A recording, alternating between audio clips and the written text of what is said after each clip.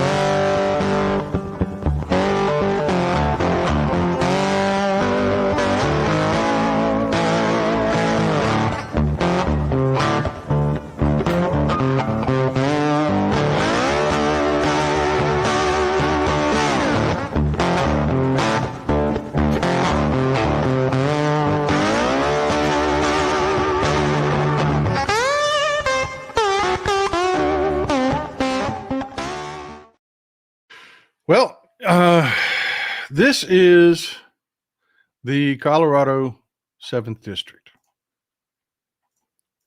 This is the Colorado 7th District. Just for reference, that's Denver. You can see it runs out in the Denver suburbs. This is Colorado Springs. Not a high population area, but as far as Colorado goes, yeah, it is. And this is Brittany Peterson. Brittany Peterson is the Democratic representative for the Colorado 7th District. She just had a baby, Samuel, last end of January. Not even a month old, fresh as frost on a pumpkin, man. But yeah, this happened during the budget vote. Republicans were so hell-bent on doing this, and they knew it was going to come down to a party line vote, and they knew that they weren't going to get every Republican, and so they did this. This is Rep. Peterson standing on the floor of the House of Representatives with Samuel because they refused to let her vote remotely. That's what these people are. They could have let her vote remotely. They could have. But no, it's all about win at all costs. It doesn't matter. It doesn't matter who they hurt, what they do. They are going to get their billionaire tax cuts. The people that write them the checks, they are going to be serviced.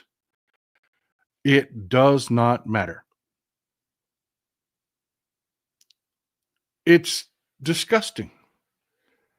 It's disgusting the way these Republicans act. But it they got their budget. They got their budget, and it is god awful.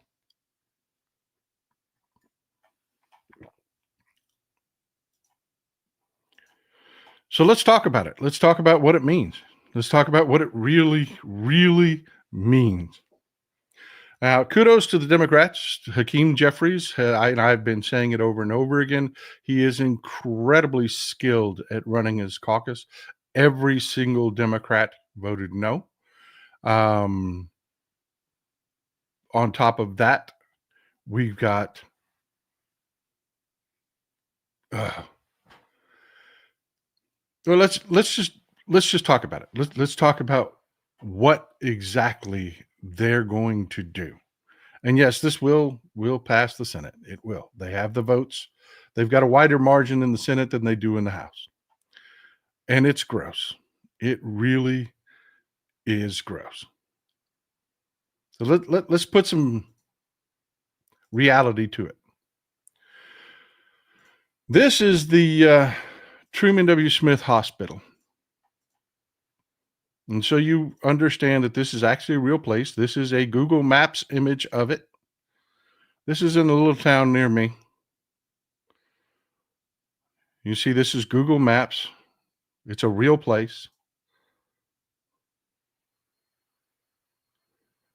It is, I mean, we're not talking about some fictional thing. I want you to understand you can stand outside this place. And this is what they do. This is what they do. They care. It's a rehabilitation hospital. They care for children and the elderly. And they are incredibly dependent on Medicaid. Incredibly dependent. And folks, if you're Christian, if you are Christian, you understand something. If every one of your churches vanished, if every one of them vanished, it really wouldn't have an effect. It just wouldn't. I mean, some pastors would have to go out and get real jobs. But as far as the amount of charity and the work that they do, it's icing on the cake. It really is. Places like Truman W. Smith, that's Mother Teresa. That's laying hands on the sick. That is really God's work that's being done. It is. And I have to tell you, some of the stories that come out of Truman are just tragic. They really are. These are the people that desperately need care. This is not, high end, ritzy. This is what they're calling waste, fraud, and abuse. It is. It's what they're calling waste, fraud, and abuse. Folks, Medicare is not that. We understand human beings. We do. We understand people. If you have a big system, there's going to be in there somewhere waste, fraud, and abuse. And the Republicans, I promise you, in order to keep their MAGA people okay with throwing these kids and these elderly people out on the street so that Elon Musk can have another tax cut, they're going to find something somewhere. And they're going to pretend that is what Medicare is. It's not. It is not. It is not. Truman Smith is what Medicare is. It is. And these little hospitals, these tiny little facilities dot our landscape. They are everywhere. They are everywhere. I invite you to go to any old folks home and talk to them.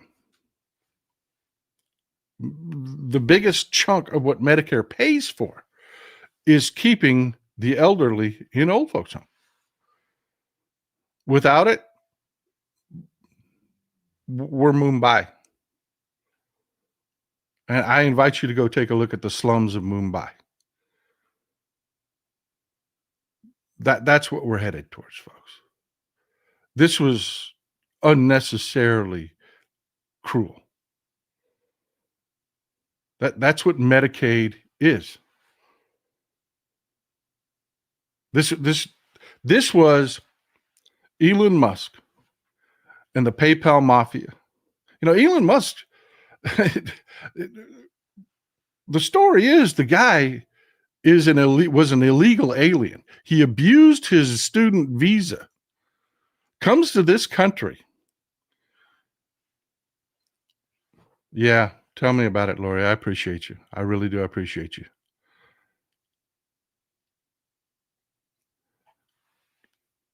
Comes to this country, and under the system we had, makes more money than you could possibly wrap your mind around. Remember, he became that wealthy in the system in which we cared for our elderly modestly, in which we cared for children, of the poor and the working class that needed expensive health care, expensive rehabilitation.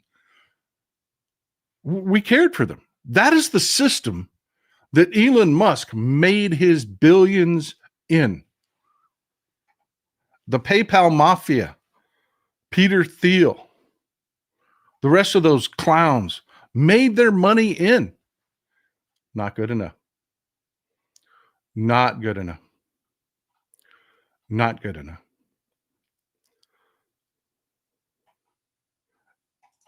It is just not good enough. Exactly. It's just about basic decency. Basic decency. And yes, talk to people that have elderly relatives. Medicaid, the biggest chunk of Medicaid, I can't stress this to you enough. The biggest chunk of Medicaid is for nursing homes. It just is. AJC, my dad's an attorney, a lot of GAL and conservative work.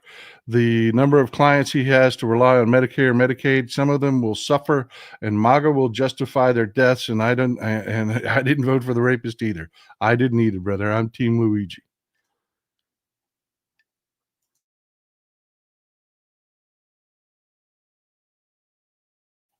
But yeah, folks, I can't stress that to you enough. We have these billionaires garnering incredible amounts of wealth. You cannot fathom the amount of money. People try to give you examples. If you stack their money X high, it would go around the moon and come back. And, all these examples, you cannot even, it is so much money, so much wealth. You can't even begin to understand. It doesn't relate to your existence at all. Not good enough. Not good enough. They don't want to pay for anything that doesn't directly affect them specifically. Now, this is going to directly affect them. They're not big picture people. They're not smart enough to understand the big picture. And they're not smart enough to understand that this will come home to bite them. You make a population of desperate people in the most armed country on earth, that will come home to bite you. It will. They will not go unscathed. But they're too narrow-minded and too short-sighted to understand it.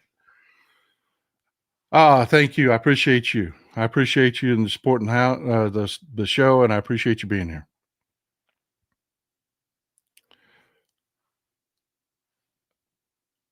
Yes, they're shutting down USAID. Yes, we do have I just saw the comment. We've got a measles outbreak here in Texas. There's one thing after another, and it's not just Medicaid, folks. I mean, they just fired another 1,400 people at the VA.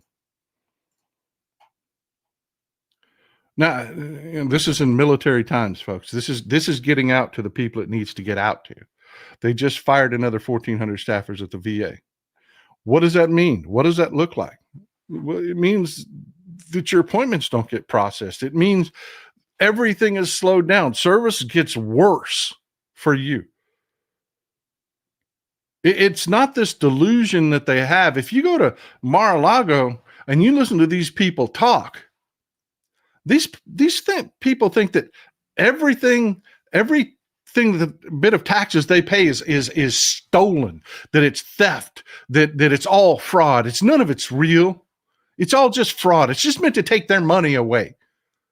That's why the Speaker of the House of Representatives was asked directly, Medicaid does important things, folks. Government does important things, but Medicaid does important things. What are you going to do when those things aren't getting done? And, well, Medicaid's problematic, a lot of waste, fraud, and abuse there. That's what they want to hear. That's how they got the bigots to vote against their own self-interest. They told them what they wanted to hear. The rich want to hear that because that's what they believe. It's not. It's Truman helping kids, really doing God's work. And we didn't, and I say this is the phrase I use all the time. They didn't invent this stuff because it was Tuesday and they were bored. They did it because there was a need.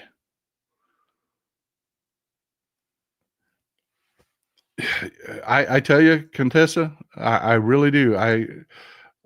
These people are horrible. Horrible. I just need you to imagine accruing the kind of wealth that Jeff Bezos or Elon Musk or Peter Thiel or the rest of them have accrued in this system in our country, and saying not good enough. Not good enough. More for me. But that really is, folks, that really is how their minds work. In their minds, none of this is real. In their minds, it's all waste, fraud, and abuse. And it's not. And I don't know how to more clearly, in your area, there are hospitals like Truman that are using Medicaid to do their job.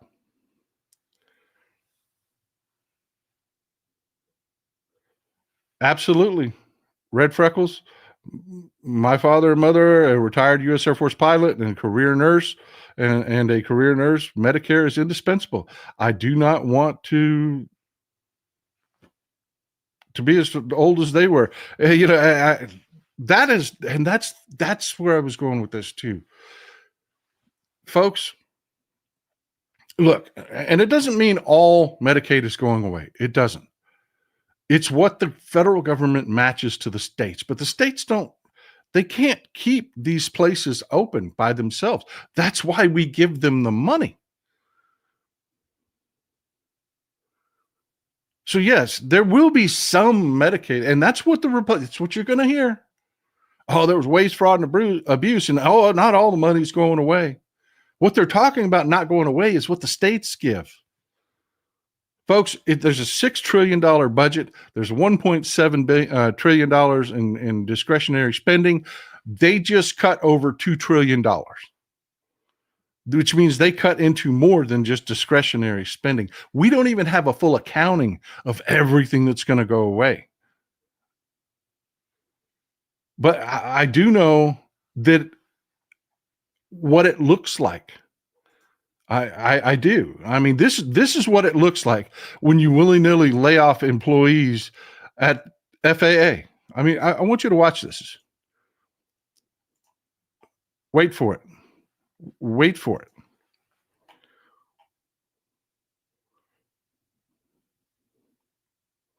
This just happened in Chicago.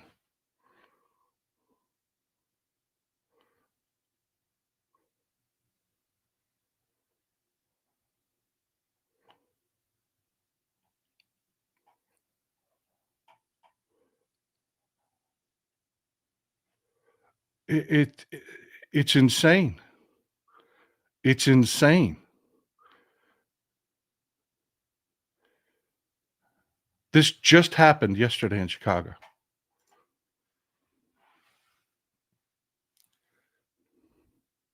That pilot in that Southwest flight is the only reason that everyone on both those planes is alive today. That, the government does important things. It isn't waste, fraud, and abuse. Air traffic controllers aren't waste, fraud, and abuse.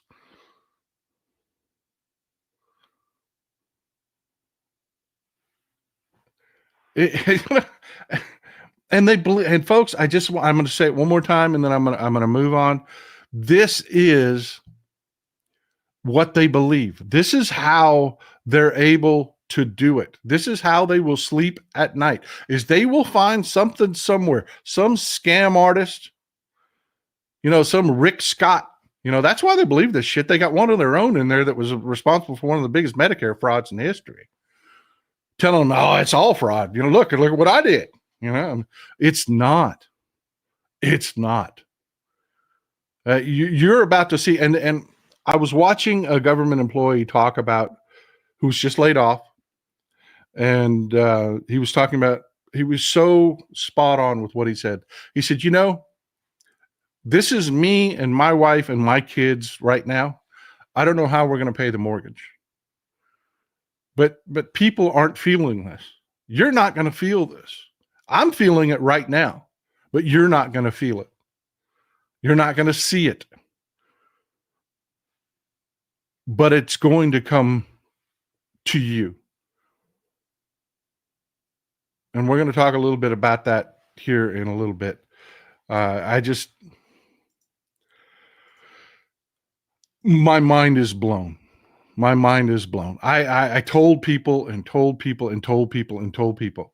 I mean, you can go back and watch my shows over and over and over and over again. I told you, this is what they are. This is what they want to do. And people kept justifying voting for these jackasses because they believed it would never really happen. And sadly, most of the morons out there don't even know yet. They don't know what this means. They just don't. And folks, it's worse. It's worse. Let me explain what I'm talking about. This, everybody remembers Ronald Reagan.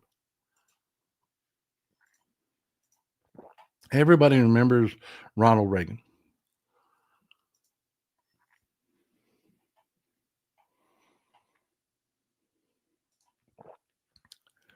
Well, if you didn't live through it, let me give you the Cliff's Notes of what I'm talking about here. In the 70s, we had the end of the Vietnam War. All of that war spending disappeared overnight. Then we had a global market shift. See, after World War II, the United States enjoyed manufacturing preeminence for decades. We did. We really did. We were the factory to the world. We were to the world like China is now. In the 70s, that changed. In the 70s, you saw things like this. You saw the introduction of the Toyota Celica. Some of y'all remember these cars. Some of y'all rode in these cars. Saw the introduction of the Toyota Celica. You saw the introduction of the Honda Civic.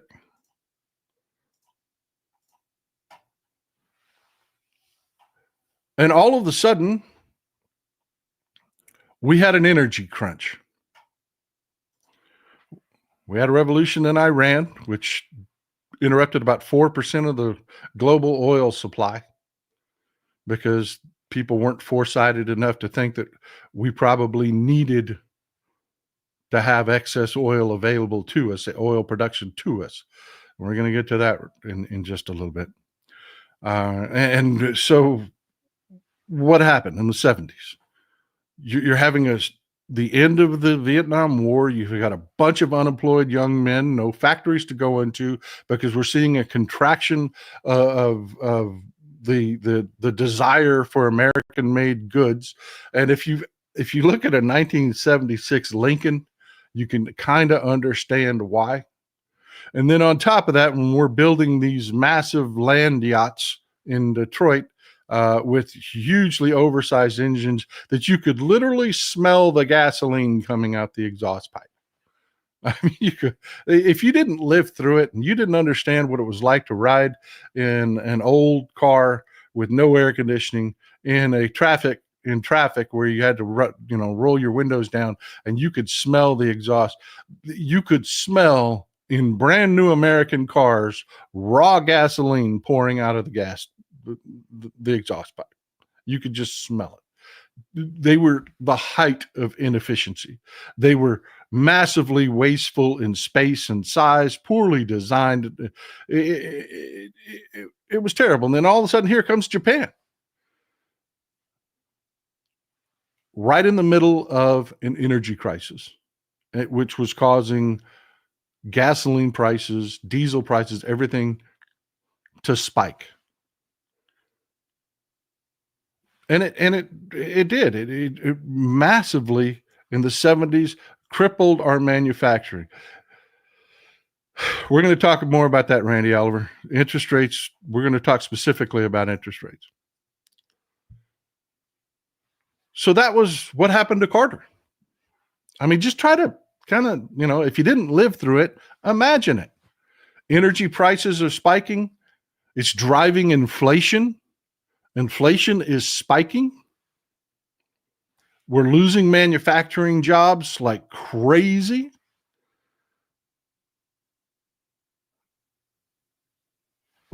And government spending has just been ripped away. We had all of that government spending to fund the war in Vietnam gone all at one time. And it was an economic disaster. It was. Along comes Reagan. Reagan was just like Trump. I could fix it. I'll fix it all. I'll fix it all. And he didn't. He didn't.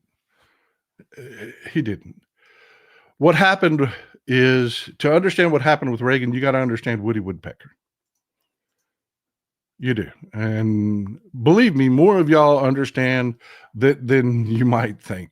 The example I always use, if you were my age, you saw this cartoon. Woody Woodpecker, ill-prepared for winter, begging off people, nobody will feed him, and he freezes into a block of ice. They feel sorry for him. They take him in, they thaw him out, they feed him, yada, yada, care for him over the winter, and then yada, yada, yada.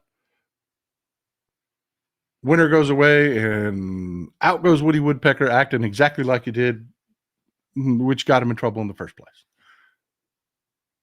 Anytime that your economy is sequestered like we had in the 70s, or more recently like we had in COVID. Len Kaneko, you're so right. I spent 34 years working in public health, and saw it firsthand. On to Toyota six cylinders were exact metric copies of the Chevy straight six. We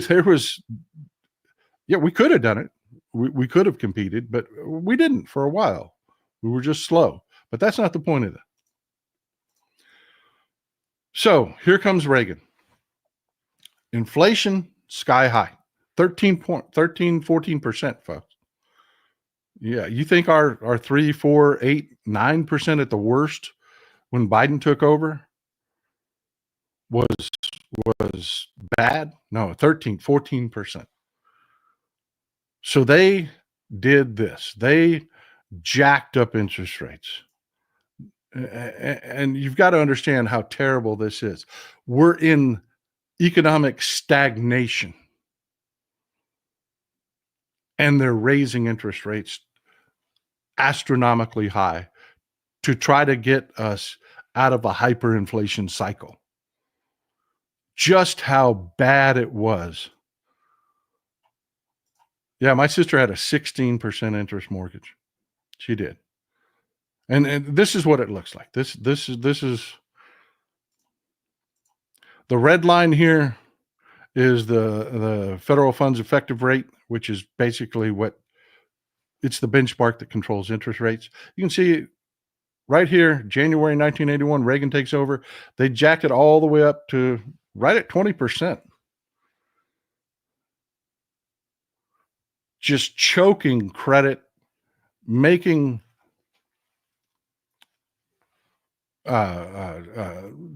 just basically choking the economy that's already on life support, just putting its hands on the economy's throat. This blue line is bond yields. We're going to talk about this here in a little bit, and we're probably going to come back to this. That's important.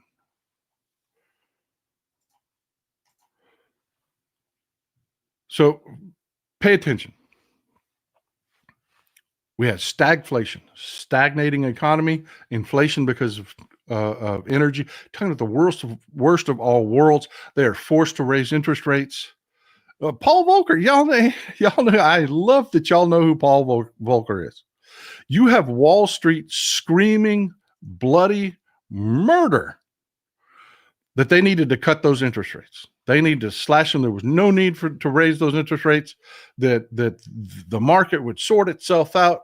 Inflation itself would be enough of a chokehold on the economy, and that has never been proven out in history ever. And Paul Volcker held the line, And he kept those interest rates high. And it worked. The economy's, inflation slowed. And this is the important part. This is the part that they discount, that they don't understand, and they don't understand the differences. This is a major difference between now and then. People had been sequestered, just like we saw in COVID. What happened as soon as the economy opened up after COVID? Explosions. And it didn't matter. People ran up debt like crazy. But here's the thing. We didn't have much national debt at the time. We didn't. People were horrified at how much debt Reagan was adding, because prior to Reagan, we didn't do that. We didn't run deficits. We paid as we went, pretty much. So stick with me. Don't let your eyes glaze over. This isn't an economics class. Okay, I promise. We're going to get to why it's important now. Yes, it was horrific on the middle class. It was horrific on the middle class. We had, think about that. Overnight, prices just reset. Houses that went from being $3,000 to $15,000 were now $70,000 to $100,000 to $125,000. Okay? I mean, just like overnight. The cost and wages did not keep up. That all happened. But remember, we had almost no federal debt. I mean, compared to today, nothing, zip, as far as ratio to GDP, all of that. Our bonds were priceless.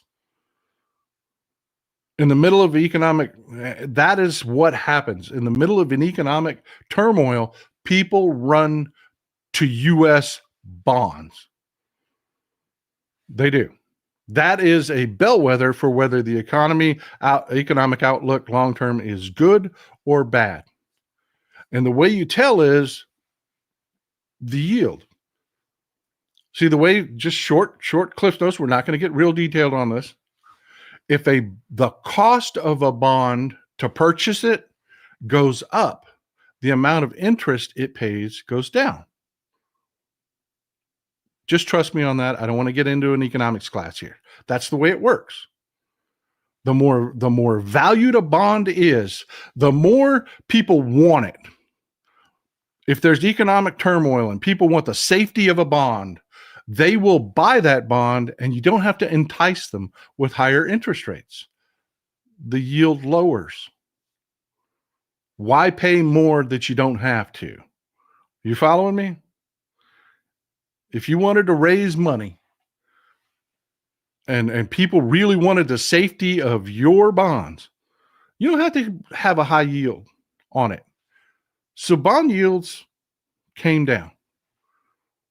The cost of debt came down. Interest rates came back down over time. But it was decimating to the middle class.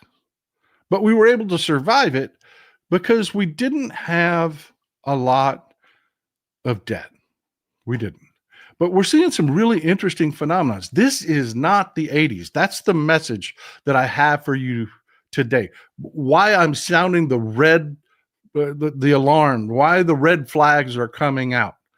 There are so many things that are indicating this is nothing like then, that it's scary. It's really scary.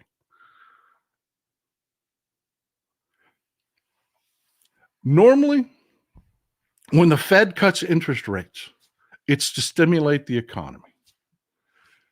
John Maynard Keynes enters the chat. Okay, this is John Maynard Keynes. He's an economist. And again, I won't make your eyes glaze over. We're going into deep Keynesian economics and whatnot. We're not going to do that. It's really simple. Keynes understood, and this is something that these people that support Trump dispute wholeheartedly today. It is just a fact.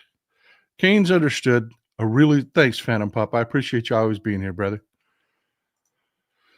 Keynes understood this one simple fact. The government has a role to play in the economy.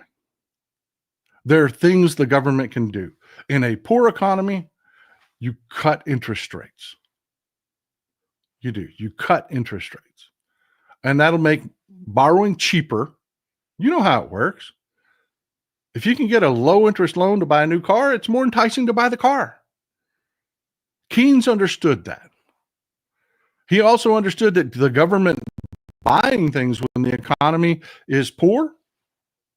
You know, think about the New Deal. Think about all the public works projects that we have and created, the national highway system and all the things that we built.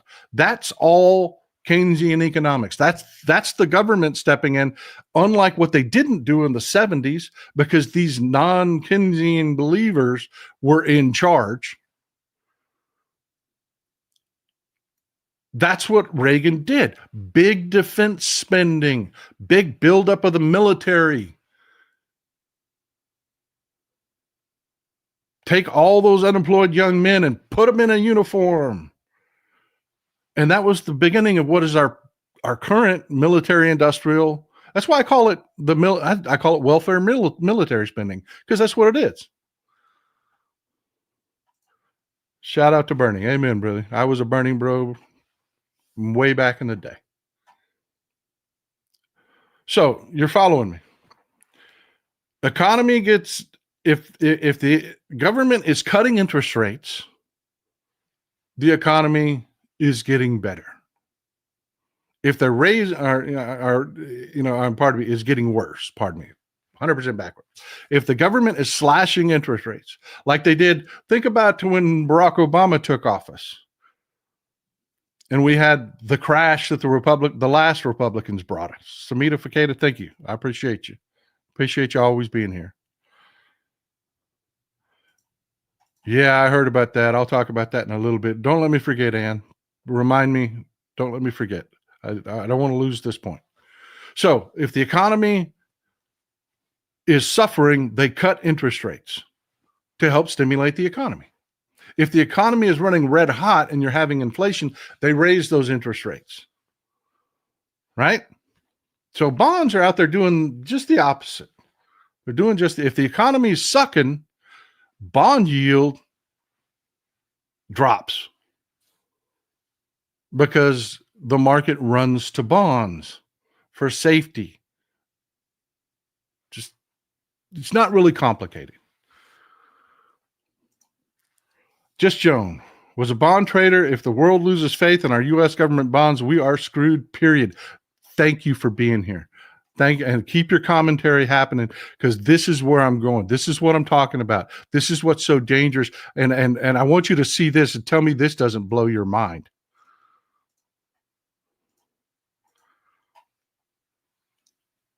Remember, the Fed cuts rates to stimulate the economy because the economy is suffering.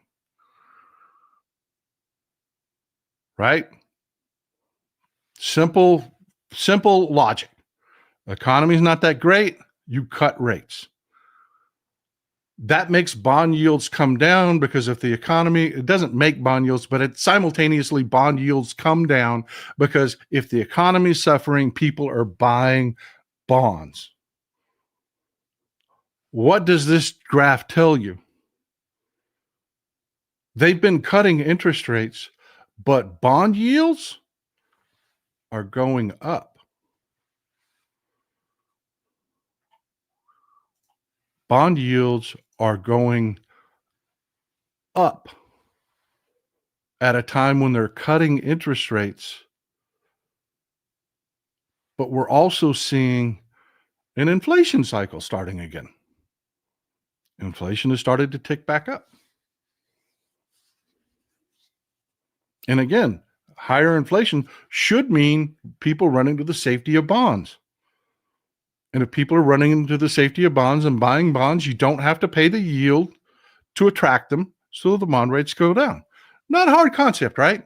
but it's not happening. It's not happening.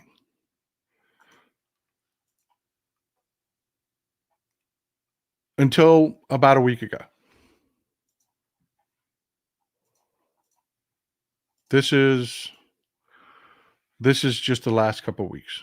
You've seen it finally start to tick down. Bond yields are starting to come down. Here's the problem.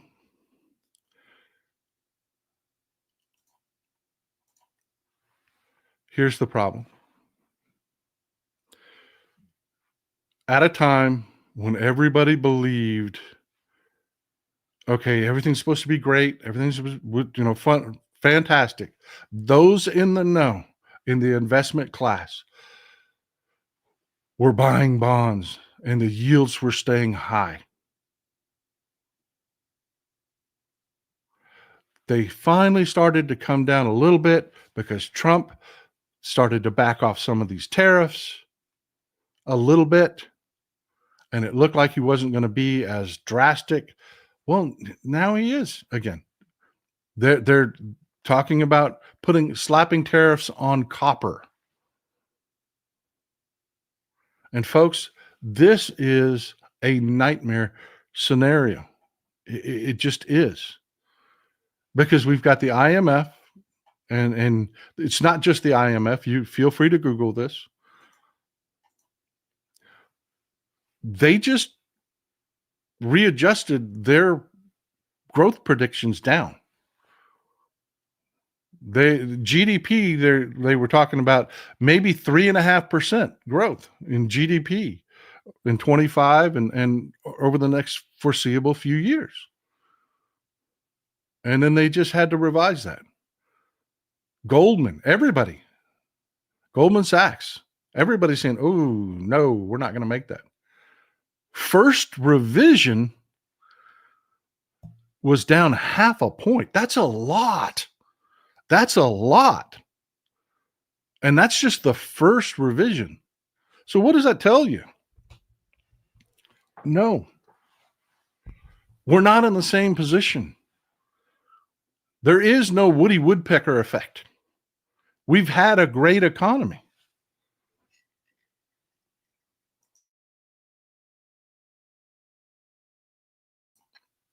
Then we've got inflation starting to tick back up because of very stupid things.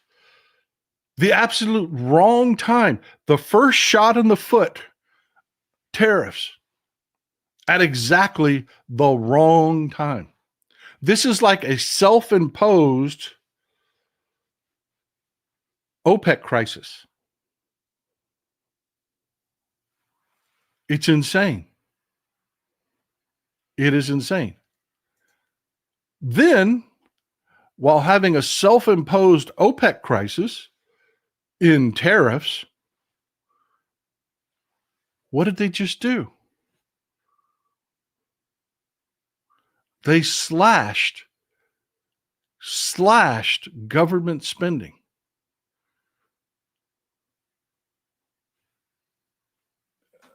Hello?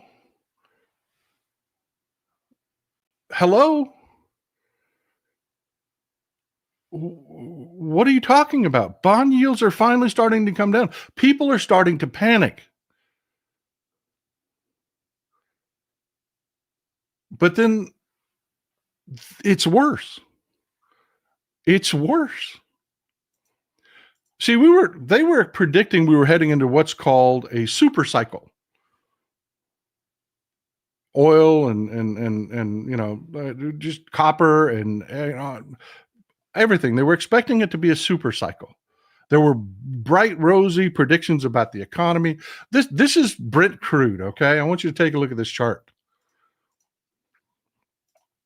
And what a super cycle is it's basically a 5-year window where they expect growth, price increases over the next 5 years. It's a good investment. Brent crude is one of the benchmarks. They call these things baskets. Brent crude is one of them. It's like 4 or 5 different North Atlantic grade, different grade oils. They put them in one basket and they sell them on futures markets. This is 5 years of pricing on Brent crude. This is the last year.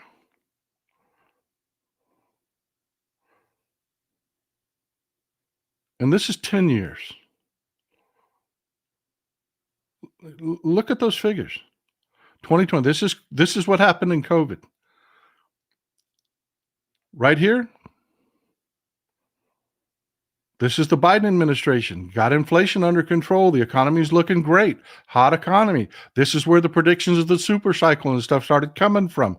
Oh, everything's fantastic. Democrats are doing what they're supposed to be doing. Inflation. Oh no. Trump gets elected. And here we are now. Does this look like a super cycle to you? Again, this is the last year. Does that look like the beginning of a super cycle?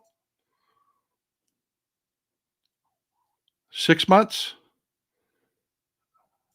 Does anything about this in any way to you, this benchmark oil price indicator, point to you in any way that we're heading to a commodity super cycle, which would mean that the economy's doing great, right?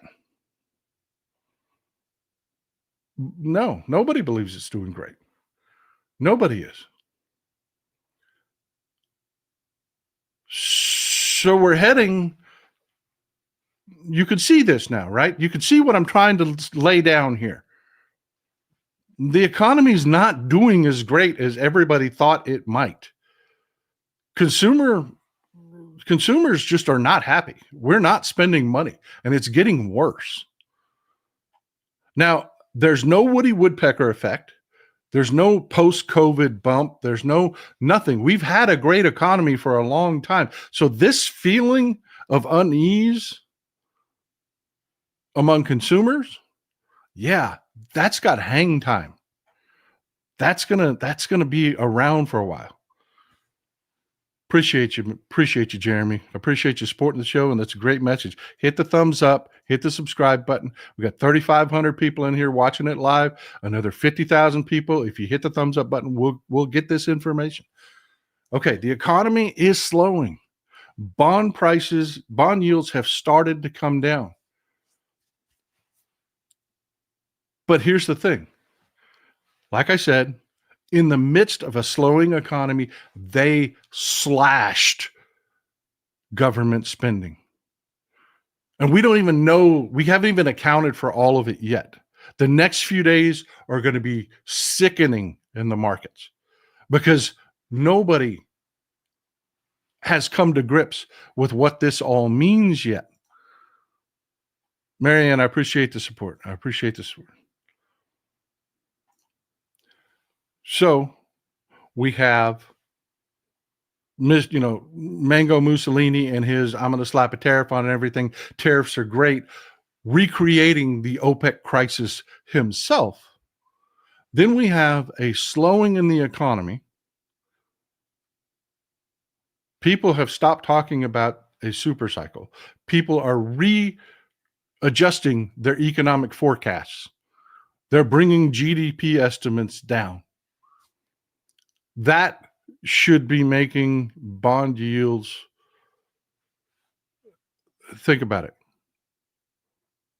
Everybody should be running to bonds. They should be just plummeting. But what did they just do? What did they just do? Now, people buying bonds, that's great if you're looking for safety. But what if there's too many out there? What if there are too many bonds out there and you've lost faith in their value?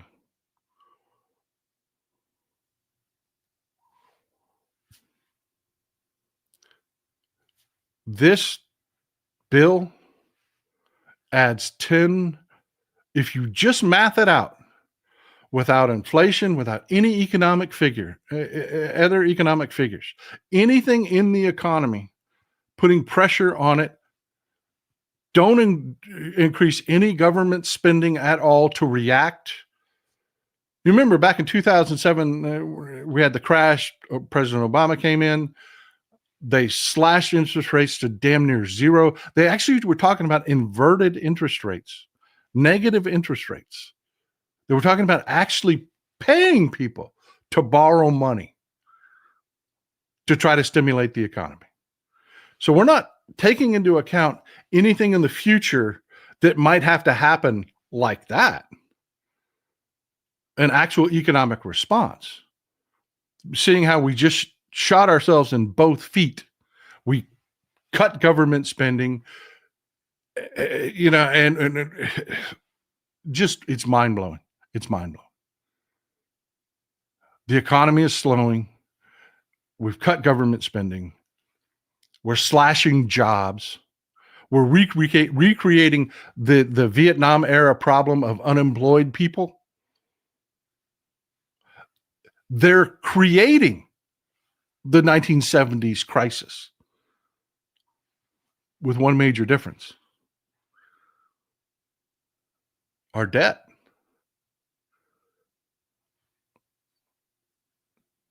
There are too many bonds. What happens when people don't want to buy them?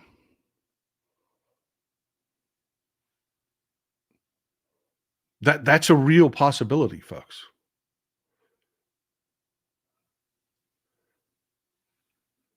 Our bond rates go up because we have to make them more attractive.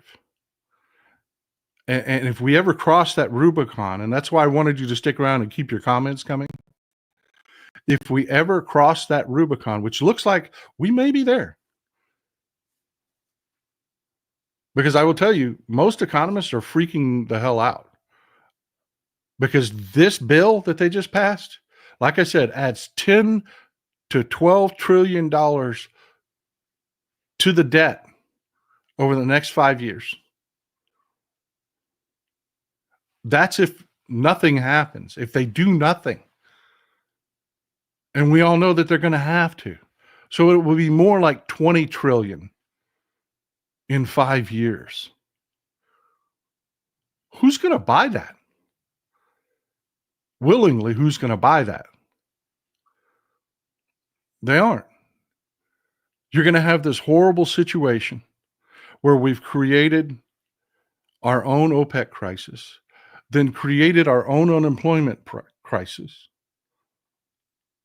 and then add in on top of it an uncontrollable spike in interest rates, which will be choking our economy even further, which are going to suppress tax revenues.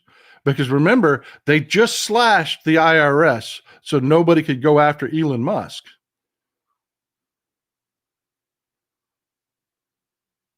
So tax revenues are going to fall. Debt's going to go up even higher, forcing bond rates to go even higher. Now, keep in mind, folks, if they cut interest rates, even though they're having to sell the bonds, paying out up here, if they cut interest rates down here, that gap adds to the debt. You can take a loss that way, but it blows up your debt and makes your bonds even less attractive, driving that yield up even farther. And you have hyperinflation. The cost of borrowing is so insane that you can't live off of credit anymore. I know it's difficult to imagine a dying economy with mass unemployment, credit costs sky high, and tariffs. We're going into trade wars. And I've explained, if you've watched my prior shows, I've explained in detail why You can't just take the tariff away, because when you slap a tariff on Chinese goods or Canadian goods or Mexican goods, they slap them back on us. So just peeling the tariff away isn't the economic fix for your own home country. Rooting out a tariff that gets put in place that's why from the first Trump administration, some of those tariffs are still in place. Because once they're in place, it's like a tick burrowed in under the skin. It takes damn near a freaking surgeon to get them out, man. Elon is going to totally trash our economy, creating a world economic crisis in the process while he gets richer. Here's the thing. This is what I mean by they are so stupid. This kind of crisis, that's people jumping out the windows kind of crisis. It is. Because who's going to buy a freaking Tesla? Who's going to have money for that expensive Starlink connection? And here's the thing. Jeff Bezos' wealth, Elon Musk's wealth, none of this is not real. This is not. Remember when I talked about the comparison between Mansa Musa and Elon Musk? Mansa Musa had land, he had gold mines, he had salt works, he had things, man. He had cattle, he had horses, he had things. Somebody put up buy gold. I can't eat gold, but I've got land. I mean, so yeah, on land I can grow food. But yeah, whatever, I'm not your economic advisor. I'm not. But his wealth isn't real. It's a piece of paper. And the value of that piece of paper is imaginary. Because Tesla stock hasn't been tied to earnings ever. And when this crash happens, it happens to him dramatically. And he has no clue that he will drown on this Titanic also. Amanda, meanwhile, the orange monster is at his cabinet meeting now talking about the price of eggs and how good it was under him before, and now it's so bad. Who does he think is president? Exactly. Trump is clueless, folks. He is clueless. He doesn't want to be at this meeting. And he doesn't. What I just explained to you, our president of the United States does not understand. You now have more knowledge in your head, and we just cliff notes this. For that, it is way more complex than what I just explained. I promise you, it is way more complex. And our president doesn't understand even the cursory information that I just gave you. And the guy that Mr. Sig Hale, South African jackass, came here as an immigrant, lived the American dream, and now wants to screw everybody because he doesn't want to pay for anything.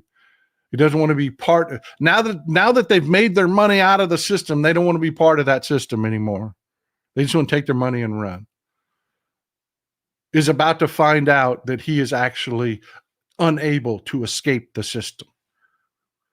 Randy Rothweiler, USA steel prices were raised 4 times this year. Yeah. I mean, we're seeing this incredible cycle where, yes, we're going to continue to see inflation notching up and an economic slowdown. That is crazy. That is crazy. And there's nothing left. There are no tools left in the scabbard. No tools in the toolbox. John Maynard Keynes, it's not complex.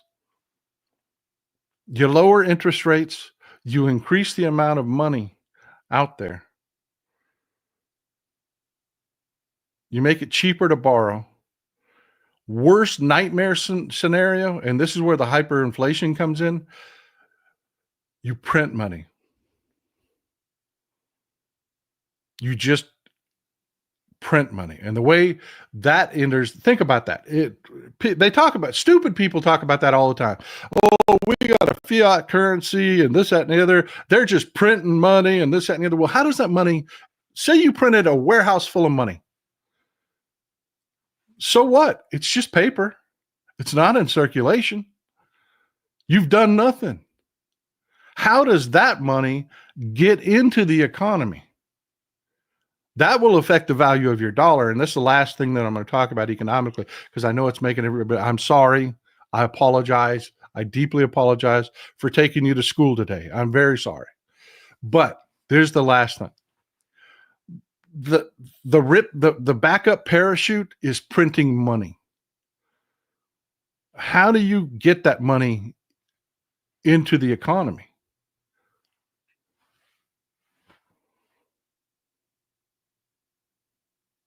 Think about it. It's sitting in a warehouse. How do you get it in the economy? Because it's useless sitting in a warehouse.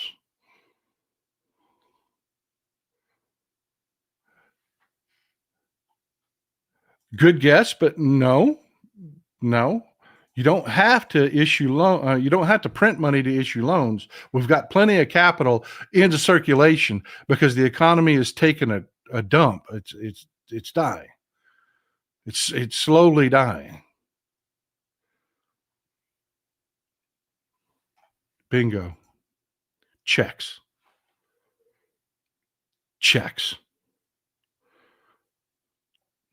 That's the Trump check. That's it. That is the last. That's the backup parachute. That is to just cut a government check, and Trump will put his face on it this time. I promise you. He'll put his damn face on it, and he will mail everybody a check. But what does that do to the value of the dollar? What does that do to the price of everything? Did it fix the underlying economic problem?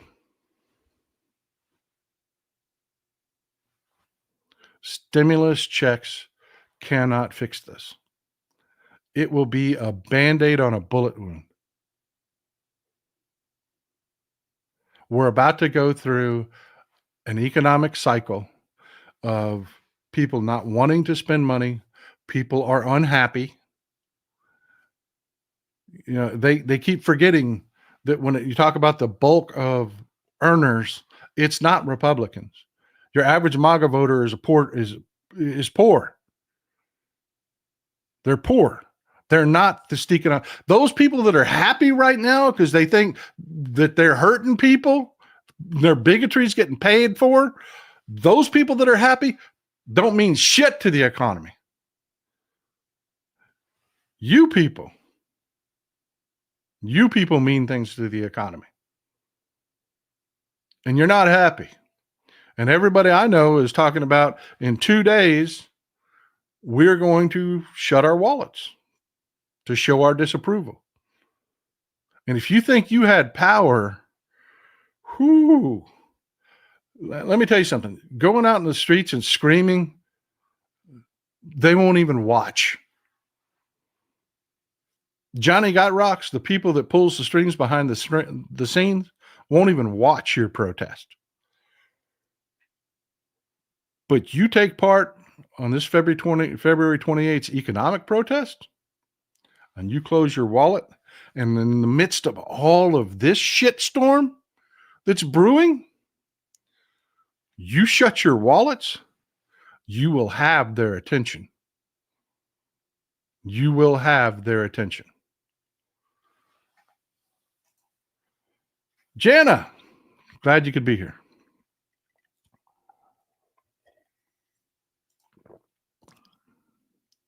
Friday is a no-buy day.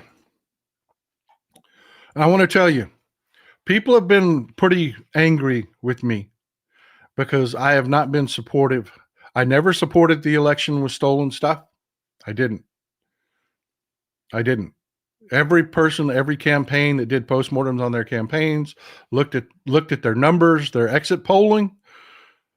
It just showed that we were really fucking stupid and didn't show up. So no, I didn't support that, and I took a lot of hell from that. I did. I still get it. I still get people emailing me that I'm stupid, that I don't know the election, and somebody's video that doesn't produce an ounce of evidence, but prove to them it was stolen. And I haven't jumped on board with the take to the streets, let's have a revolution, people. I haven't. And I'm getting a lot of hell for that. But I will tell you, you do have the power. And the best protest there is to simply close your wallet. And if we could make these no buy Friday things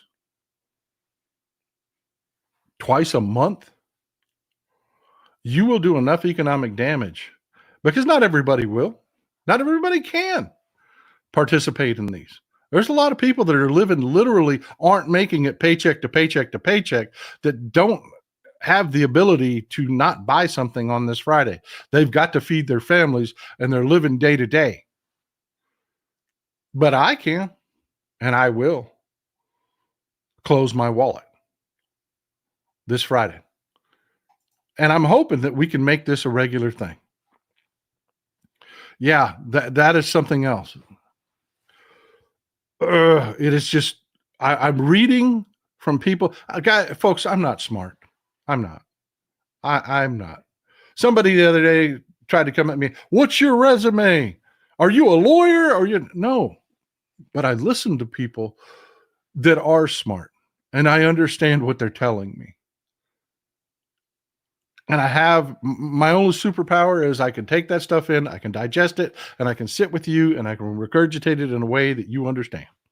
That's it. That's who I am. I'm not smart. I am not an economist. I am not a lawyer. I'm not a constitutional lawyer. I'm not your financial advisor. But everybody out there that is backing up what I'm saying, and I would love for you to go check everything I just presented to you, because those were real graphs with real figures and real numbers.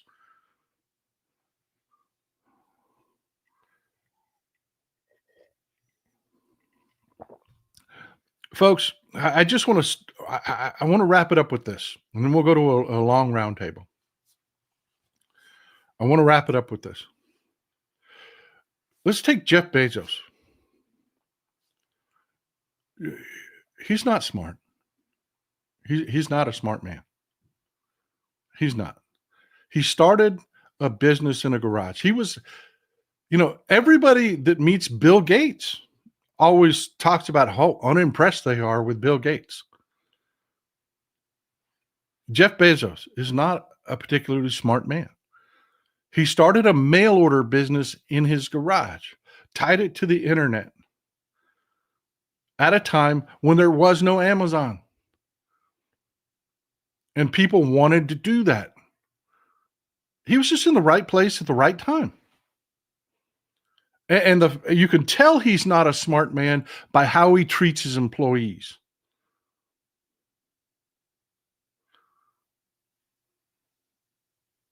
Smart men understand longevity. They understand loyalty. They understand he's not. He is just listening to people that tell him, squeeze your employees for everything they got, give them quotas that are machine-like, make them piss in a bottle at their workstation, treat them like shit, and everything will be great. And all he knows is he made a lot of money doing that. So he must be right. He's not. He can't see his own demise. He can't see that nothing lasts forever. Nothing lasts forever. I hate to tell Exxon that, but no, nothing lasts forever, and neither will Exxon. But the way he treats his employees shows a complete lack of vision. And these are the same people like Elon Musk and Peter Thiel that are advising the president of the United States And they're not that bright. They're not that bright. They're the ones responsible because they don't want to pay for anything. They came up in a system that made fabulous wealth in an existing system that is not even tweaked to where it should be. We should have national health care. They can't even see how that would benefit them. They're very short-sighted men. And these same short-sighted men have caused every single crash. They're not that smart. Also not shopping at MAGA-supported companies. Amen. I'm already doing that. I am already doing that. We used to have a monthly Amazon order because we're rural. We live out in the sticks, man. We don't have a lot of stores near us. I got held the other day for posting a picture of a Domino's pizza. Man, it's what I got. You know what I mean? I'm not lying, folks. There's woods out there outside that window. I am rural. I do what I got to do. We used to have a monthly Amazon order. We are doing without. We used to spend quite a bit of money because it was handy. We're not doing it anymore. Thanks for the support, brother. I appreciate you. Deb Stainer, you're the Rachel Maddow of podcaster. That is quite not even close. Not even close. That is quite a compliment. Rachel Maddow is beyond brilliant. She is. She will forget more tomorrow than I will amass in knowledge probably over the next 5 years. She is brilliant. She is. I appreciate that. But yeah, they're not inevitable. They're not that smart. They're not really good at running things. I told you, Elon Musk isn't even smart enough to run DOGE. They brought in this lady. No, do not do this. I wanted to bring this up for this reason. For Christ's sake, do not do this. This woman is not your evil. She's not evil incarnate. Okay? She's not. Please don't do this. They are attacking her all over the internet. I am sure she's going to get death threats and every other damn thing. She is a bureaucrat.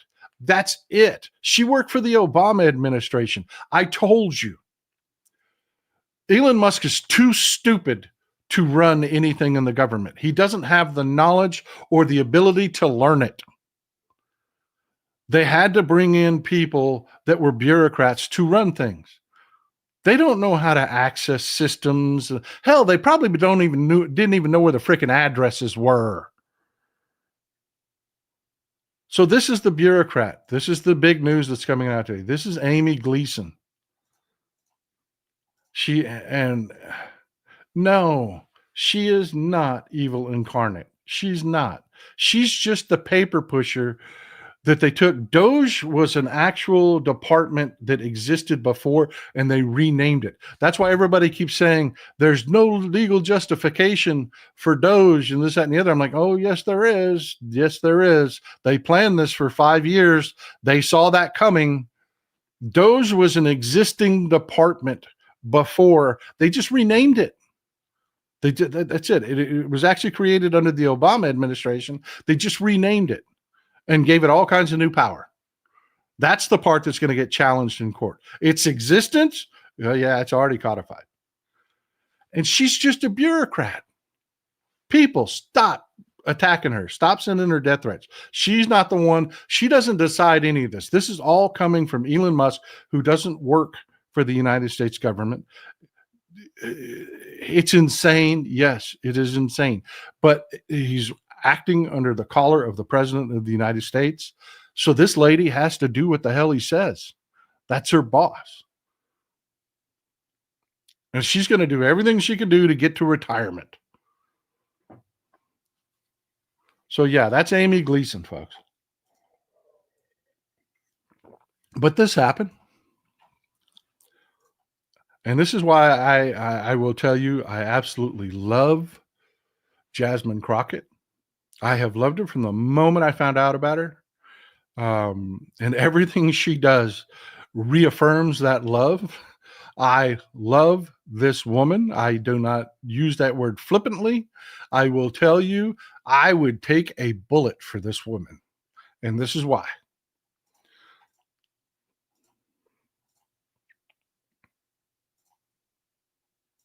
If you could speak directly to Elon Musk, what would you say? Fuck off. That's it. One more time. If you could speak directly to Elon Musk, what would you say? Fuck off. That's it.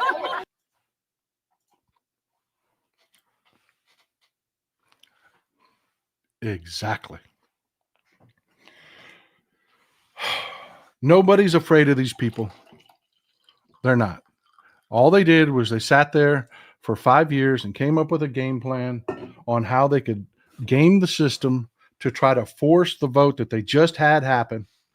Because here's the thing. And then we'll go to the round table. Here's the thing. Yes, we'll be able to claw back these cuts. Yes, they will pay for all of the damage. Yes, the dumbass MAGA poor trash voters are going to feel the pain and they'll stay home. They'll never admit they were wrong, but they'll stay home and we'll win. We will take power and we will fix this in the long term. But here's the question. Will Truman be there?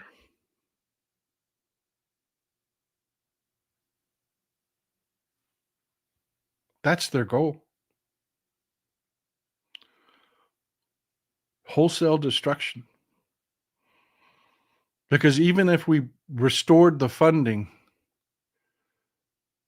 you turn out for this next special election, we take the House back. It doesn't mean we can get the funding put back in because the Republicans still hold the Senate. Let's say that we take the Senate back and get decent majorities in the House and the Senate in the midterms. Will Truman be there? Funding doesn't heal kids. Will the old folks home still exist? A lot won't. They're going to collapse when you take that funding away that they exist on because they do a job, folks. Unlike, I'm going to, and this is where I'm going to get, now I know I'm going to get the emails. Send them. I'll read them and I won't care. I'll read them, but I won't care. If every one of your Christian churches went away, if every one of your Muslim mosques went away, if every one of your Jewish temples went away, the world wouldn't notice. But they're going to notice when Truman goes away and every other hospital like it.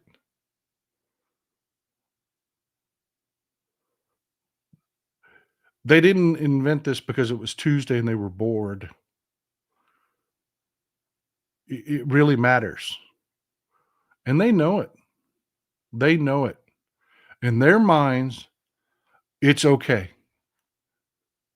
Because in their minds, they are the Mar-a-Lago crowd that believes that because you took taxes from them, that it must be waste, fraud, and abuse, because none of it could actually be real. Because if it was real, they would have to feel bad for not wanting to pay taxes. And they're not going to feel bad for not wanting to pay taxes. It's who they are.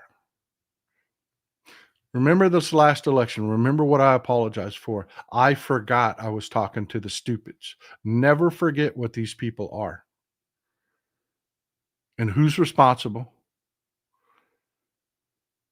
And I told you, even a stupid, feckless, weak, idiotic president can do a lot of damage. And they are. And the question is, how much do you want to turn into Mumbai? And this is my appeal. What do we do, Paul? I can hear it already. What do we do? How do we stop this? What do we do? Winifred Allison, what a great name, Winifred, because Winifred Jackson is who runs my local Democratic Party. She is a wonderful human being, and that's where we're going to, this is the segue to that. I feel we should take our money out of the bank, collapse the Illuminati, GOB community. Here's the problem with that. You remember that movie Backdraft? that whole you go, we go thing. You destroy the rich, you destroy yourself in the process. There will always be the rich. There always has been the rich. The question is, who do you put in power to moderate that? It matters. It matters. Even if you don't agree with them, even if you think they're stupid, they have bad breath, and they don't dance well. Electing the right people matters. Kathy Chorney, I'm not a genius either, but I know common sense and probable facts are you keep teaching. I will be here till they drag me away kicking and screaming. And then when you people bust me out of prison, I'll come back.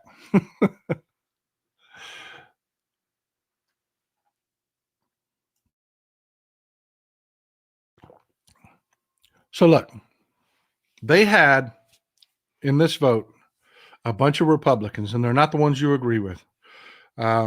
Highly extreme conservative Republicans that they wanted to vote no, but they didn't want to vote no because they didn't agree with destroying our government. They wanted to vote no because of the tax cuts, because they've got a calculator and they know what I'm talking about adding $20 trillion to our debt and what it means. And they know that it's going to come sooner rather than later because we are at a tipping point. I did a show where I told you something will happen with Medicaid and Medicare and Social Security. It has to. The math doesn't math. We have to make drastic changes. And I told you that was coming, but it didn't have to be like this. It didn't. But those conservatives that weren't going to vote for this knew the crash that it was going to cause. But everybody's like, well, all we need is a handful of them to change parties, this, that, and the other. No, it will not happen. It will not happen. And it won't happen because of you. Yeah, I said it. It won't happen because of you. Yeah, be patient with me. Here's what I mean. If you're a Republican in my district, there are some oil service companies, there are some oil companies, there are some disposal services, there are some people who own these companies that are worth 8 figures, maybe one or two worth 9 figures.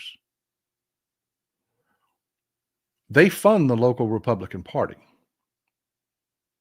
And they don't have a lot of people, but they brought in a lot of professionals. Now, on the other end of it, I got the wonderful Winifred Jackson and a handful of people. They're doing everything they can to keep the Democratic Party alive and well in my district. Now, if you're a Republican and your $174,000 job plus benefits plus memberships to the private clubs plus travel, staff, all the stuff, the insider information for investing in this, that, and the other is on the line. Are you going to entrust the handful of Democrats or the Republican institution? That's how they keep them in line, folks. And it's because of you. Because I keep telling you, get involved with your local Democratic Party. Because if they believed they had half a chance in hell in some of these red districts, if they had real institutions there to support them, if they voted the way you wanted them to vote, they voted the way they could fucking sleep at night, they might consider it.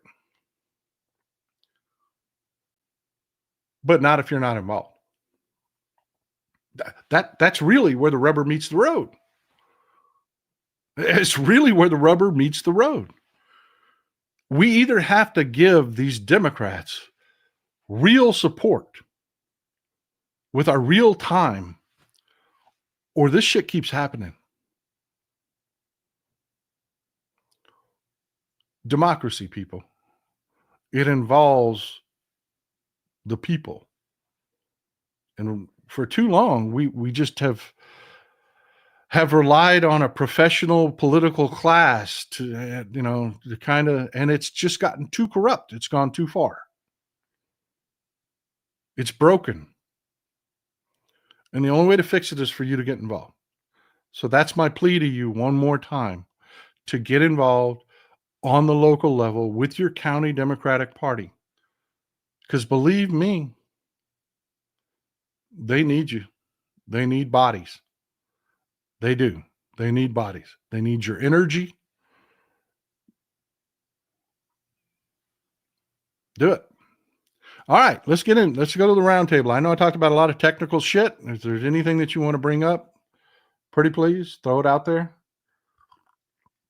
I asked somebody to keep something in mind and remind me later because I knew I would forget it because there was a lot of information I was going to run through my mind. Yes. Oh my God, that is the worst thing. Steve, my man, always here with the good advice. Thank you, brother. Thank you. Yeah, Joyanne Reed. Let me finish up with what Steve is saying here. Violence will play directly into their hands. They want it. They do. That's why I'm not supporting street protests. I'm not. Because I know, just like, I'll pull the image up here in a minute. Let me take care of Joyanne Reed, and then I'll go back to that. I'll pull the image up for you. Yeah. Every time I turn around, these corporate dumbasses are getting rid of the voices that look like America.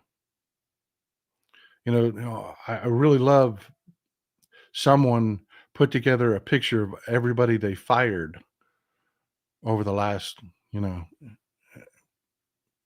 ain't white people. So if you think MSNBC is your friend,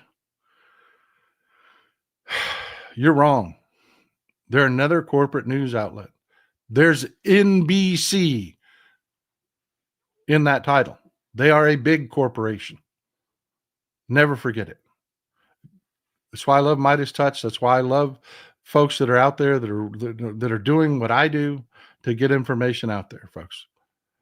And that is a damn shame about Joyanne Reed, because she really did. She spoke truth to power.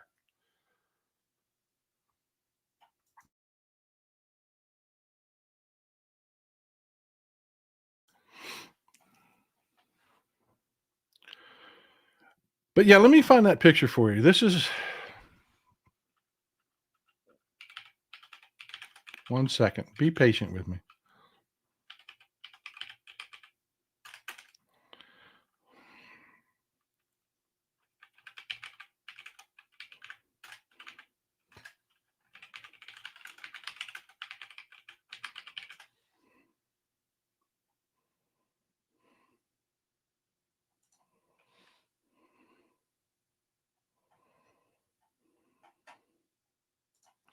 This is why y'all remember, as soon as I bring it up, y'all will remember this immediately.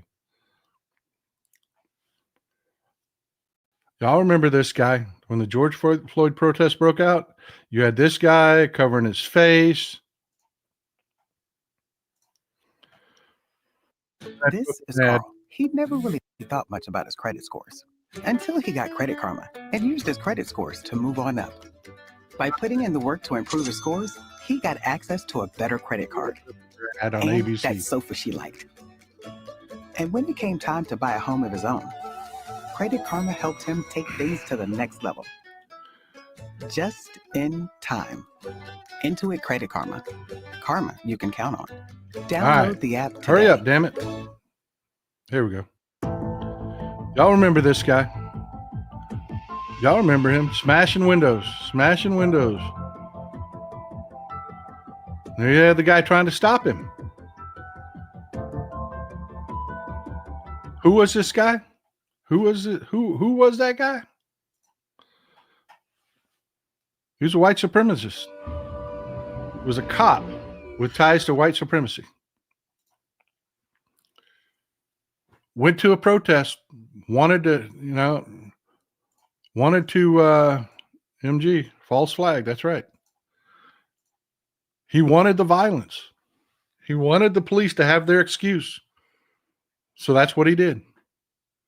Had a Boogaloo boy. You know the guys that you saw that were wearing the Hawaiian shirts, the Boogaloo movement. They're white supremacists that wear the Hawaiian shirts. They shot into a police station. One of them from Texas drove up to the protest in Portland, shot into a police station trying to incite violence. That is the risk we run if we protest in the streets. I say don't give it to them.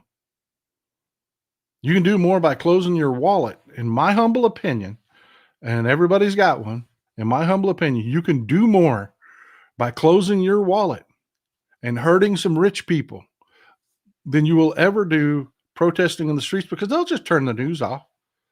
They don't care. And in fact, you play into their hands because they want to crack down. They want martial law. They want to hurt you. And they will play. I promise you, that was ABC. That never made Fox News, ever. Fox News never told their viewers that guy that they showed ad nauseum, that gave them their oh look, they're breaking shit stuff, never told he was one of them. He was a white supremacist. They never heard that. And they will not hear the truth about, hey, you caught a guy. You know, I remember there was a video that went viral. A couple of young, smart, intelligent, peaceful protesters caught a couple white girls that were Instagram influencers that love to spew that hate, caught them writing with spray paint on buildings, BLM and stuff like that, so that they could film the graffiti that they themselves put up there and blame it on Black Lives Matter. They got caught and videotaped doing it.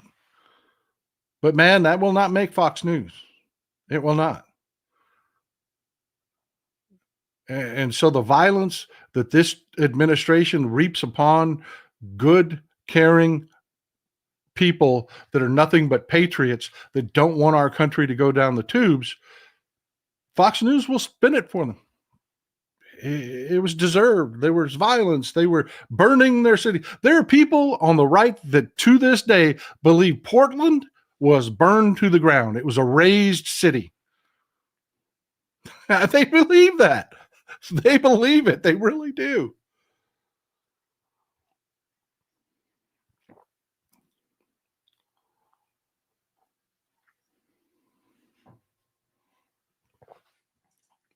Me either.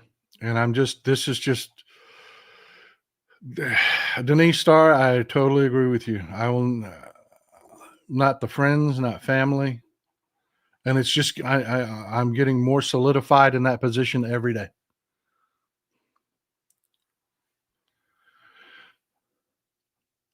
So I'm going to scan through, see if I can find some questions for the roundtable. We've got a little bit of time left.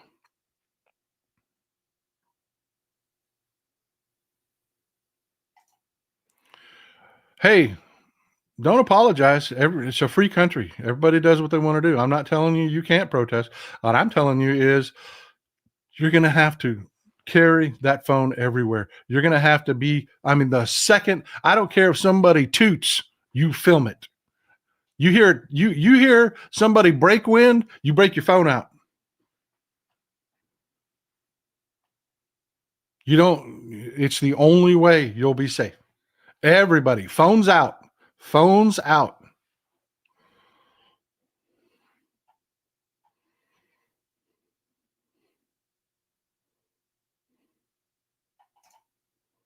Joan Spoon, you've convinced me, Texas Paul. I've been closing my wallet, calling, emailing, passing in front of attending local services, but my March days are over.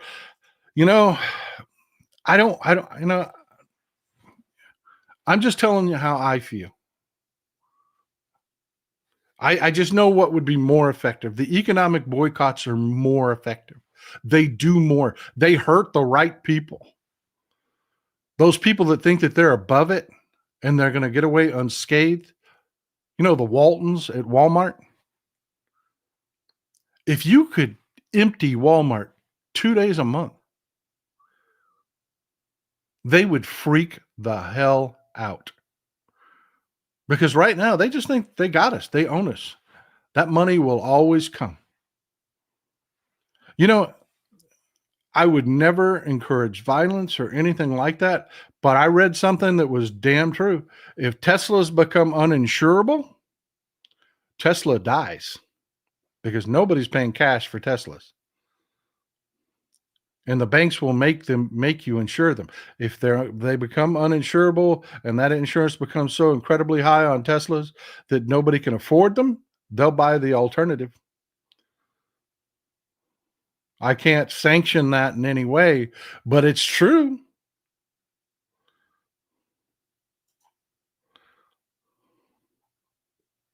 Yeah. Joanne Reed's gone, but Joe and Mika are still there. And Joe and Mika's ratings are in the toilet. Let that sink in.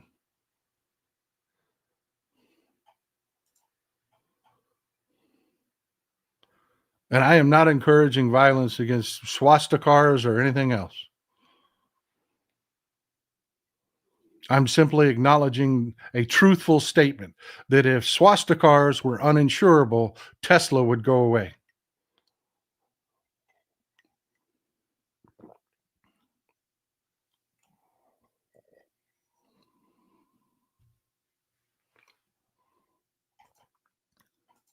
Best course of action, period. Just don't buy them. You know, I can't tell you the number of people. You know, I fought.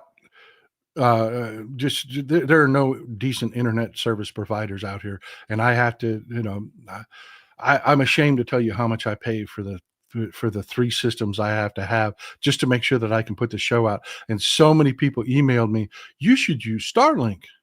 No, never.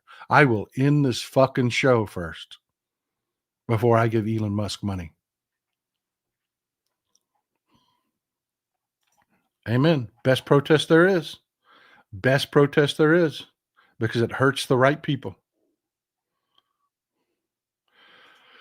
Oh, thank you, brother, for putting that out there. Another Paul in the audience. Hey. Yeah, that's going to hurt. That is going to hurt. That merger, way too many monopolies already. And they're showing, you know, they're buying up water rights, water. Your access to water, they're going to raise the price of. You know, your food prices, everything, just the basics. They really don't fear you at this point.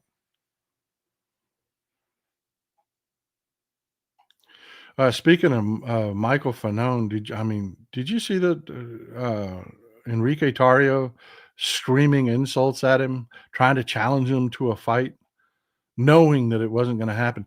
Michael Fanone is a cop. Violence is part of his job. As much as we don't like it, that's what you ask cops to do. Violence is part of their job. They will end up in violent situations versus Enrique run his mouth Tarrio. Oh my God. Michael Fanone would have beat him into a grease spot on the freaking sidewalk. But you know, you got that Proud Boy out there running his mouth because that's what they do. They'll have some rooster out there try to challenge you to a fight when there's 4 or 5 of them in the crowd out there that'll jump on you. They are cowards. They are. Nita Jean, amen. The rich are at war with us. That is true. That is true. 100%. You know,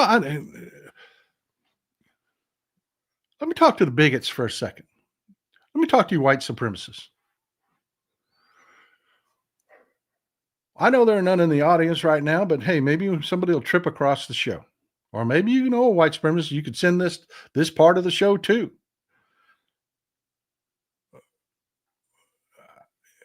For as long as there have been human beings, there's been some asshole telling you, blaming, manipulating. It's always the other. Somebody that doesn't look like you and doesn't sound like you, or you don't spend time with, it's always the other. And it's always war and hate is always young men fighting and dying and old men making money. This is rich versus poor. It's not white versus black or white versus any other race. If you are poor, they have no use for you other than being some thug somewhere. They don't give a shit about you. Never have. And whatever it is that drives you to think that you're not getting, or whatever delusion they put up, whatever sad freaking story that they put out there for you bigots, for you to hate, it's crap. It's a diversion so you don't pay attention to the fact that they are running away with the money. That you don't see that Elon Musk, Mr. Apartheid South Africa, didn't just make obscene amounts of wealth in this country in the existing system and just said, I don't want to pay for any of it, and took the money and ran. So what does he do? He blames it on the person of color and tells you that's what happened to you, man. That's why you're not super successful. You really are. You're top notch. You're a great person. You're amazing. And it's just them other people that don't look and sound like you. They're the ones holding you down. It ain't me who just took the money and ran. Dude, this is the oldest grift in all of humanity. Stop falling for it. For God's sakes. It is us, the people, and against them, the wealthy. And as long as we hold the power, we know they've got to exist. They do. The wealthy have always existed. They always will exist. The question is, who holds the regulation power? If they hold it, we're screwed. Every human being is screwed. If we hold it, we just regulate shit and make sure everybody does okay. So please, pretty please, pull your head out your asses. If you're a white supremacist or a bigot, for God's sake, your enemy is Elon Musk. Your enemy are these billionaire oligarchs that are constantly pitting you versus everybody else. They're not responsible for anything that you find frustrating or lacking in your life. That is between you and your God, period.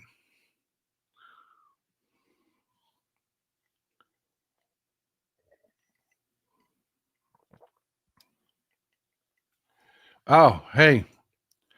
That is actually happening at DOGE. There've been last count was a little over a dozen, but I told you it was already an existing department that they renamed. Employees in that department are resigning. That's one that I just tripped across. Didn't have time to do a deep dive on, so I knew exactly what I was talking about, the exact numbers. Google it. DOGE employees are resigning. There you go. Up to 21 now. There you go.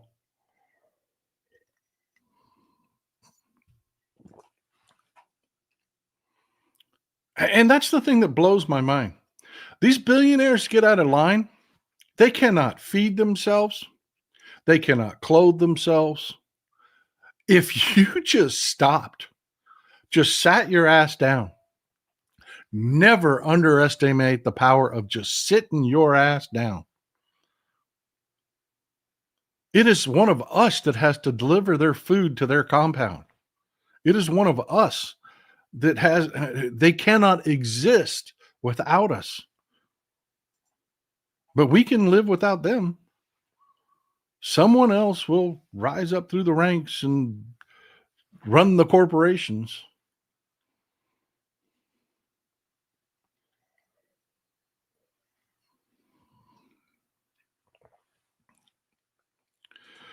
Christy Light, corporate media did this. Amen. Amen. They did this because they wanted to cover it. They wanted to sell the chaos. And they're very rich. They thought they were going to benefit.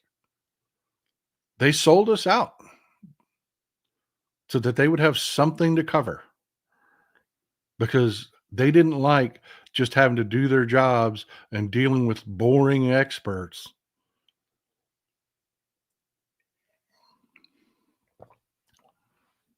I refuse to reward them.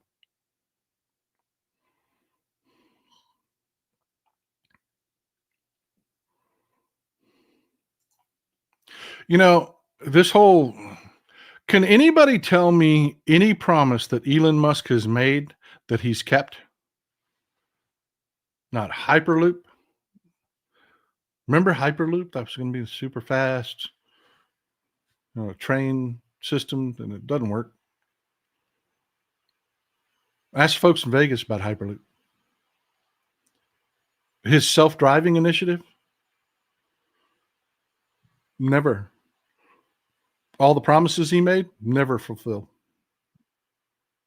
Never.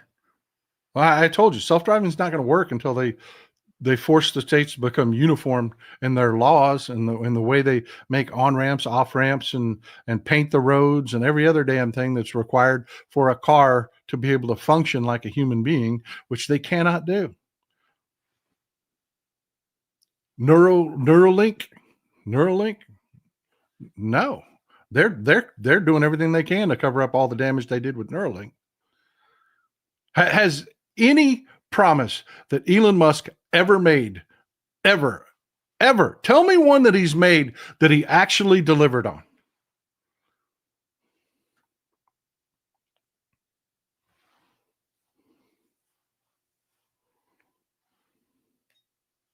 We're not going to Mars, and damn sure Elon Musk ain't taking us. If you can terraform Mars, why can't you fix our environment? Be easier. Why we still have an atmosphere we can breathe.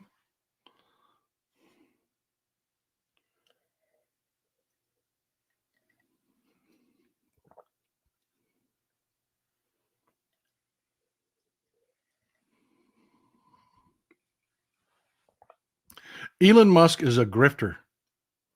What's the new one that he's promised that kept his stock from plunging, even though hasn't made any estimates on revenues or sales or anything like that? Robotaxi. It's going to be, we're all going to get rich. I couldn't tell you the number of idiot MAGA morons that reached out on social media to tell me how stupid I was, because they're going to go out and buy them a robo-taxi that's going to make them all kind of money. They're going to get rich. Bullshit.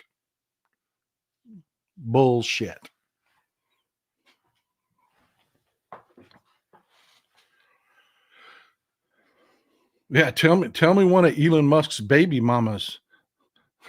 Ask them about Elon Musk keeping his promises. Supposed to be the wealthiest man that ever lived, and he's got his baby mama begging him on social media to help her with his kids' medical care. Marie Crabtree, did you see what happened to the woman at the Iowa town hall? Idaho. It was in Idaho, I believe, wasn't it? Somebody correct me. I believe it was in Idaho, wasn't it? Who was attacked for speaking out. Yeah, I saw that. Fortunately, I believe it was in Coeur d'Alene, Idaho. I believe they've stripped that company of their business license, and I hope she sues them to death. I do. I hope every one of those young men that worked for that company and engaged in that behavior ends up poor and broke for decades.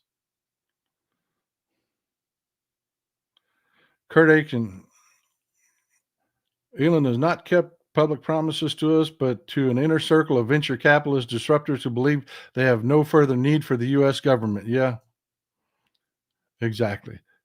He is just like Trump.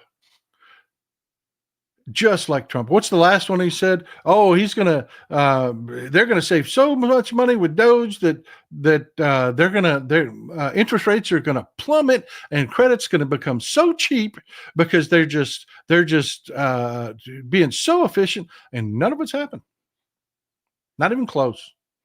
Not even close. You can read article after article after article where they're very clear. DOGE is a failure because none of this is easy. Is it Steve? Let me check real quick.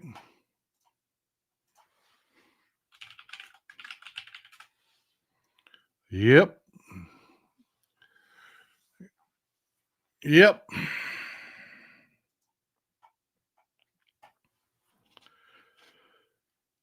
And I have to tell you, I've always been a fundamental believer in the markets, and that there are some anomalies and outliers, but for the most part, I kind of believe the old Oracle of Omaha. I believe that you just buy good stocks, invest in good companies, and they'll make money, and over time you'll make money, and there's nothing sexy about it, but just the way it works. I don't believe in that anymore. I don't. I do not believe in that. I have seen too many companies like Tesla that I can't make the math. It's always a promise. They're holding the value of this stock, and the justification they always give you is some promise. It's not performance, it's promise. And those promises never show up. I don't believe in the markets anymore, folks. I really don't. I used to very much. I believe it's all fiction now. Thanks for the support, Ryan. I appreciate you. It is so critical that we have our European audience here. Elon Musk isn't any different than any other tech billionaire. Can you really tell me that Bezos or Richard Branson are somehow better people? Musk is just the loudest and MAGA. Exactly. None of these people are impressive. They just aren't. They made some money, and then they just hired people to do shit for them. And those people are very focused on their own special little job, so that this system was invented. And then Jeff Bezos likes to claim, oh, well, look at me, how brilliant I am. Look what I did. You didn't do shit. Your people did it all. You started a company in your garage and happened to luck out, just like Bill Gates. You were in the right place at the right time. That was it. You're as accomplished as somebody that buys a fucking lottery ticket.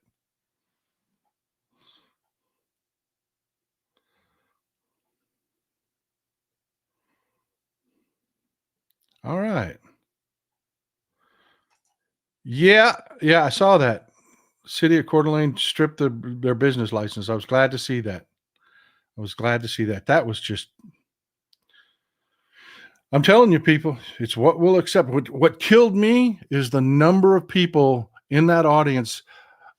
This is why my wife doesn't like to let me go to public events, because I will throw hands in a situation like that.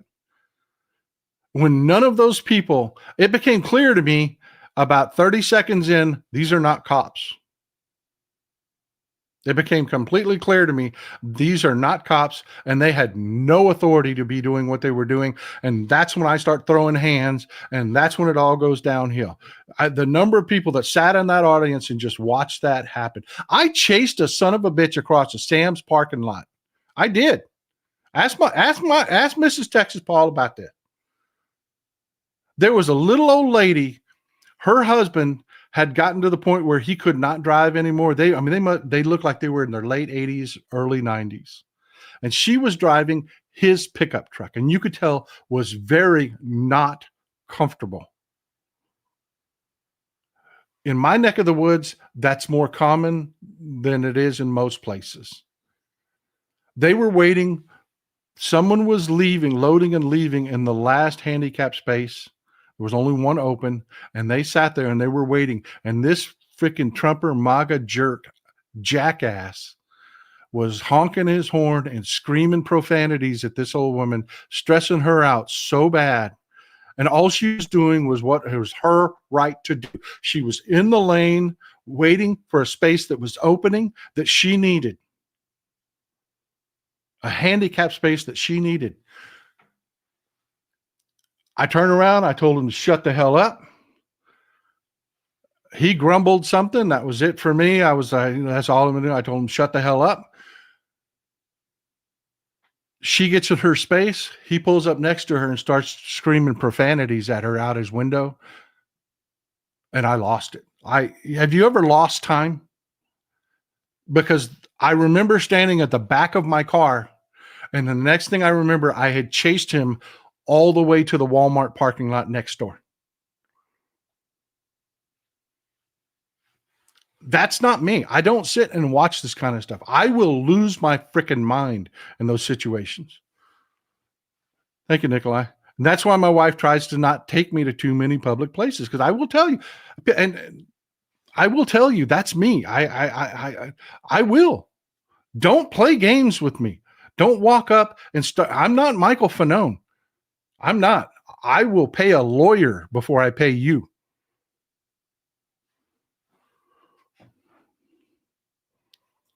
Oh, thank you. I appreciate you for supporting the show.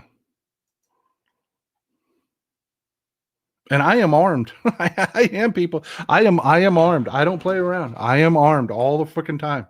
All the time. Don't fucking play games with me.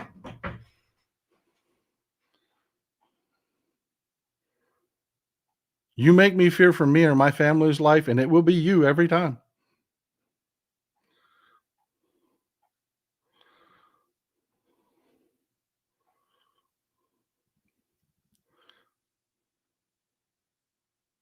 That's a scary feeling, ain't it, Ramona? Isn't it? When you lose that time, when you can't remember what happened from here to there, you just know that you were in such a rage that your mind shut you down so you could just do whatever you needed to do.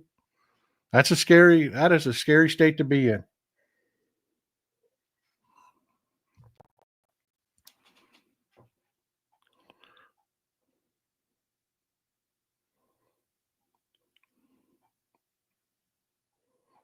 Yeah.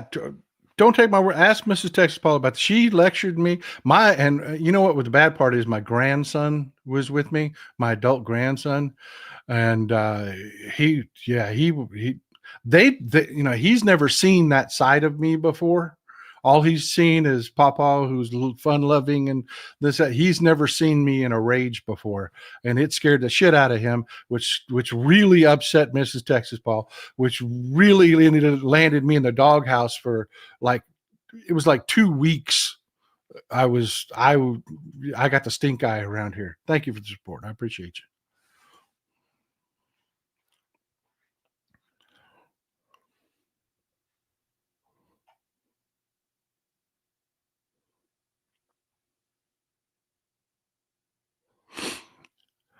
Well, folks, we are 2 hours in now. Thank you for spending all your time with me. Thank you for being here.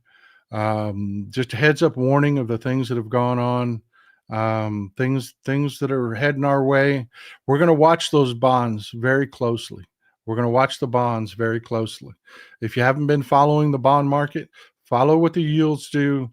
The market is figuring out that, yes. And again, just a quick summation, just like the OPEC crisis, they've recreated that economic crisis through tariffs. We're seeing an economic slowdown, but we're also seeing a situation with our debt because they slapped $4 trillion, $5 trillion in tax cuts per year, into this budget, which is going to end up costing us over 5 years, $20 trillion. It's going to make our bonds less attractive, which means they're going to have to raise the yields, which means that they're going to have to raise interest rates or extremely add to the debt. This is a scary economic situation for us. And those that were on Wall Street that thought they were smart are realizing they weren't as smart as they thought they were, that this isn't going to work out well. Friday, don't spend money on Friday. Just don't. Tomorrow's Thursday. If you need something or you got to do whatever, if you got to go shopping, go Saturday. Don't spend money on Friday. Close the businesses down. Make them, that was how Mahatma Gandhi beat the English Empire. In the end, everything that they did, he terrorized them because he finally convinced people, just stop giving them your money, people. Just stop giving them your money. because nothing makes rich people scareder than becoming poor people. Mahatma Gandhi beat an entire empire just closing his wallet. You've got that power. Do it. Enjoy some Texas cities at night.